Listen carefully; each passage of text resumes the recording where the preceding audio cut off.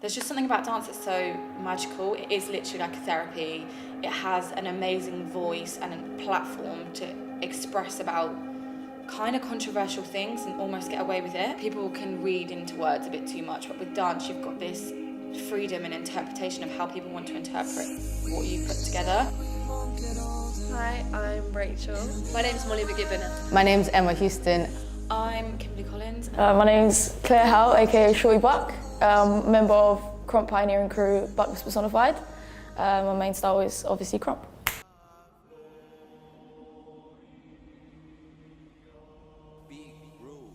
In Crump, I do think there is a lack of representation for females. I look around and there's so, especially in other countries, not so much in England, I'm not gonna lie. There's a lot of us, obviously, Buck was Personified, apart from Dwayne, who's our leader, we are all females.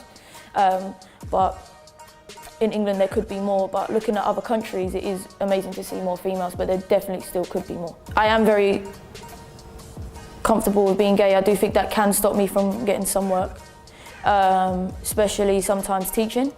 I think that some people find me intimidating, but then I'm actually a really big softie inside. Yeah, I do think, I think I've had so many people come up to me and be like, oh, I thought you was really intimidating, really rude, blah, blah, blah. I'm like, but we haven't even spoke. Like, I don't really know who you are, do you get what I mean? And then they get to speak to me and it's cool. I just think that on the outside, I think because I'm, again, very comfortable with my sexuality and the way that I dress, you can come across as something else. I feel like it's a bit of a trend to be a bit of a tomboy right now. And I'm not saying that all, obviously, queer girls are tomboys, but at the same time, it's very rare that I can go to an audition, like females are asked to dance and it's not a girly routine. I always get that, I'd love to see you in a dress, I'd love to see you do a girly routine. Why? So for me, I'd want to see more of that, like more acceptance of, bro, I just want to see like a beast girl, like just go at it, more in the commercial scene and stuff like that.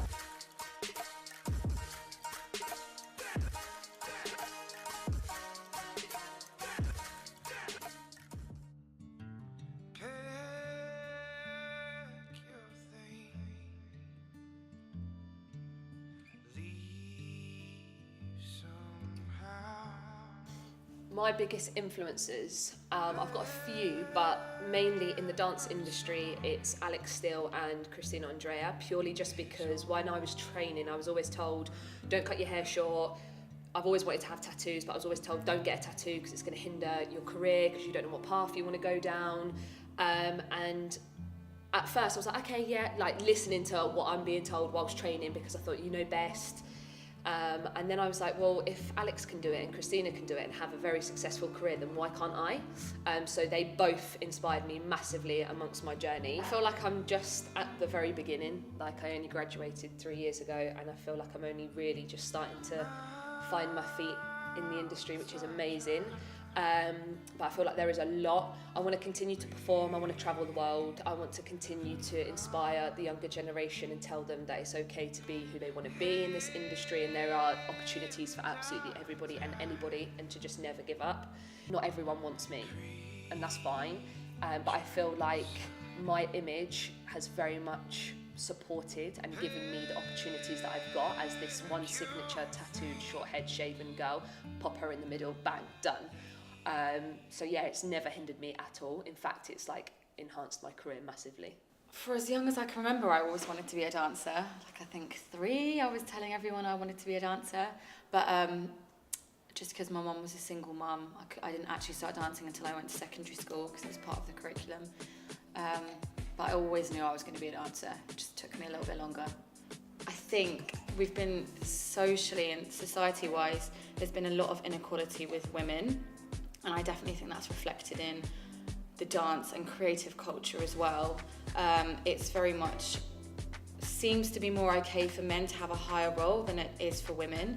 And I think more on the LGBT level, I feel like queer women aren't as bold about being queer as men are. I think it's more acceptable in society to be a queer man than it is to be a queer woman. And I didn't know of any queer creatives at all, really. I didn't know of any until the generation under me. And I think this is what a lot of people think, that being a human, everything is linear and we have to be boxed. But actually, the great thing about being a human is that everything is fluid, and as a human being we are very fluid, and this industry is very fluid as well. So it's just about embracing each area and just going with it, saying yes to every opportunity. All of my work is being part of the LGBT community. I choreograph Main Stage Pride, I work with a lot of LGBT artists and I choreograph for them, and I've been doing it now for, this year coming would be my 8th year. But at the time I didn't know how big it was. I hadn't even been to Pride because it was the same year that I'd actually been in a relationship with a woman. I didn't know what Pride was, I'd never been, and all of a sudden I got this job. And I just remember turning up on my first day, the first time I did Pride, and like I'm even smiling thinking about it, there was thousands of people in the audience. It was a big deal. Get to empower being part of the LGBT community, being a creative. I get to meet other amazing creatives that have had great coming out stories or are doing a lot for the LGBT community themselves. Once someone always told me that I'm not going to get loads of jobs, but when there is a job, you're going to know it's for me because I'm LGBT, I'm tattooed, I have long brown hair. Automatically you're going to think of me because there's not really anybody else in the industry that fits that mould. As a lesbian couple, we've been penciled for like quite a few music videos or campaigns or TV commercials, like quite a few over the past year. And we've got down to like the last 2 or 3, or we've been penciled. And it's always come back like saying, oh, I'm really sorry, we've decided to go with somebody else. That's fine, like we're prepared for that. And then when the video comes out, we see that it's a same-sex couple, but male.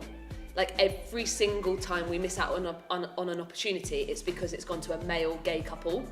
And this is a really big thing at the moment that we're facing, is that whenever we're penciled for something, we're like, oh, okay, maybe this could be the first lesbian couple, apart from McCain's, to be fair, that was probably the first thing that we were involved in, that was a lesbian couple. But everything else, it goes straight to male. So no one's got a problem with it being same-sex male, but everyone's got a problem with it being same-sex ladies. And I don't understand why that is such a big deal. Mwah.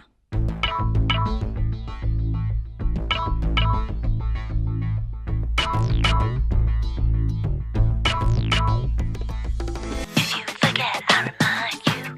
If you're paranoid, I'm behind you. If you lose your head, I'll find you. Sending you my kiss.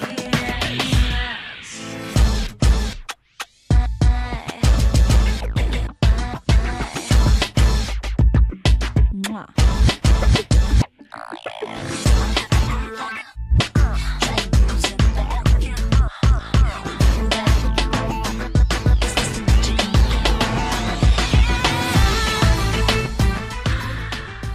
Like in everything in life, there's a lack of representation of women. In Afrobeats, dancehall, probably we should have more respect in terms of what we're dancing for, what we're using our body for when people actually want to see us dancing. Because in dancehall it's very tricky because people tend to find it very sexual.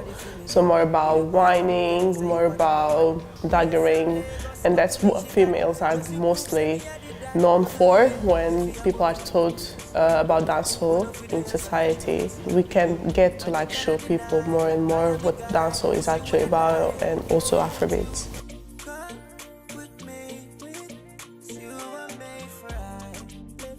I think in hip hop there's a lot less women doing it. I think there's just a lot of complexity to that as to why perhaps there's less women in it. And it could also be a lot to do with like what's seen to be a male style or a female style. I guess you could also compare it to like women's football, for example. Women's football is called women's football and men's football is called football. But there's not the same, there's not the same kind of, there's nowhere near the same like support for both. And then the argument against that would be, well, the women's game isn't as good or isn't as physical or isn't this, and then you could also go, well, actually, I know women that play football and that's their job, but they still have to have another job. I think the industry or society or whatever you want to call it is like shifting and becoming more open and diverse. So I could only hope for that to continue to grow and actually, there be more of a wealth of opportunities for all kinds of people. When I first started, my goal in dance was obviously very, very different to what it is now. And I feel like I'm much more on a specific mission now. I think it would be to actually make visible change within the industry and create more opportunities for women, queer women. I don't even want to limit it to saying that. Do you know what I mean? Like that's not the only issue there is. I would just want to be a positive part of the dance world and be seen as that. Yeah. I feel like there are going to be more women represented in the industry. I feel like with equality being is how it is at the minute, it's always in the news how women aren't earning as much as men, how there's not as many jobs available for women. I feel like it's only just going to overflow into the dance community as well. And the same with LGBT. Since I've been choreographing for Pride, I've just seen it change dramatically in the last 8 years. Last year, there was over 2 million people in London celebrating Pride. So I feel like it's just growing and growing and growing. And the more that we speak about it and the more that Pride happens and the more that it's in the news and it's in social media, it's going to have to overflow in the creative industry as well.